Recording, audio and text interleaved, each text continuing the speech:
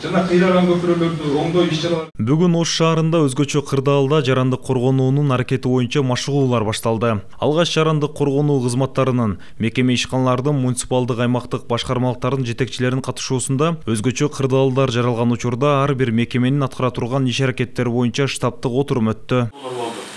Өлкө аймагында жалпы 331 сел каптоолор катталып, кесепетинен 22 адам. Машыгуунун негизги максаты өзгөчө кырдаал болгон учурда жарандык коргонуу башкаруу органдарынын даярдыгын текшерүү жана алардын билимин, тажрыйбасын өркүндөтүү. Машыгуу бир нече этаптан туруп 3 күнгө созулат. Биринчи этап менен ошол экен жарандык коргонуу кызматтарынын кыймыл аракеттери жана болгон баягы өздөрүнүн коюлган милдеттери, тапшырмаларына ылайык аткарылган иштерин текшеребиз.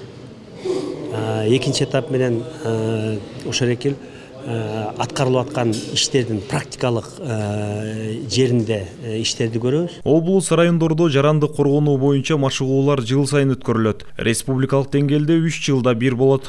Мындай машыгуулар биздин кызматкерлерге аябай тажрыйба берет.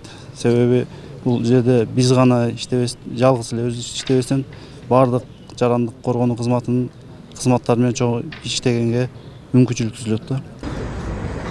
Быйыл өтүп жаткан машыгууда жер титирөө катталган учурда жарандык коргонуу органдарынын милдеттери тууралуу окутуу жүрөт. Алар кырсык учурунда абалды тактоо, жабыркагандарды издөө, куткаруу, жарандарды көчүрүү жана жайгаштыруу, алгачкы жардамдарды көрсөтүү, коммуналдык энергетикалык, транспорттук тутумдарды калыбына келтирүү жана башка жумуштарды уюштурат. Андан сырткары өзгөчө кырдаалдар министрлиги менен биргеликте калкка түшүндүрүү иштерин жүргүзүүгө да милдеттүү.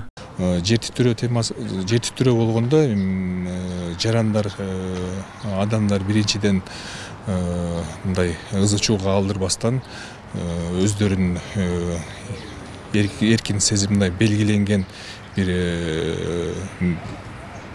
жерлерге, бурчтарга, мисалы мындай катуу эмеректердин түгүнө жашынганга аракет жасаш керек. Андан кийин ошо жер титирөө токтогондон кийин ошо өзүнө биринчи кезекте керектелүүчү буюм тайым ушундай эле документтерди алып коопсуз жайга чыкса болот.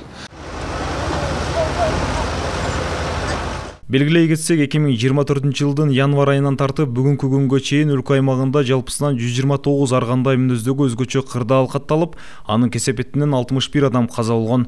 Ал эми материалдык чыгым 1 миллиард 340 миллион сомду түзгөн. Нурастан Бактыбеков, Уран Адишев, ЛТР, Ош шаары.